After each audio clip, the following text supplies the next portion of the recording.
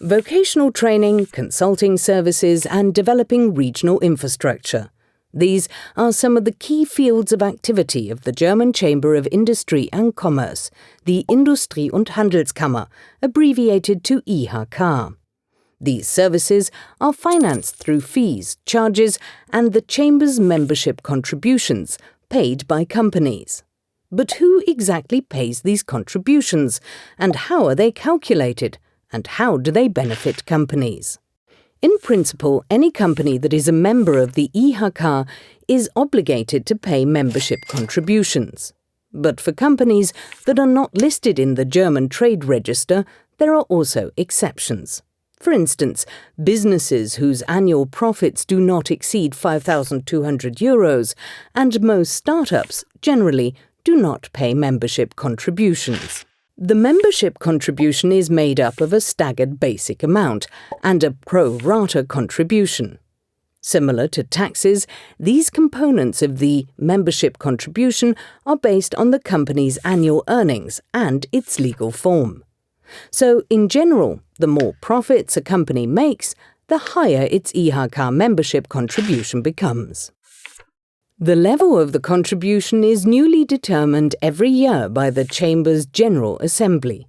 In other words, democratically elected representatives from the member companies decide upon the level and use of the contributions. The funds go into the three pillars of the IHK's work. The first pillar is advocacy work. In terms of policy making, the IHK represents the interests of the economy, for example, in the designation of new commercial zones.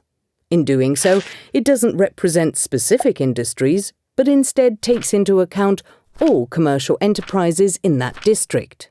Statutory duties like promoting dual vocational education and many other activities form the second pillar. And thirdly, the IHK Chamber of Commerce and Industry offers companies business services, such as startup support, consulting on energy-related issues, environmental protection, and new technologies. But why do companies have to pay IHK membership contributions, even if they don't make use of these services? Some companies are big, others are small.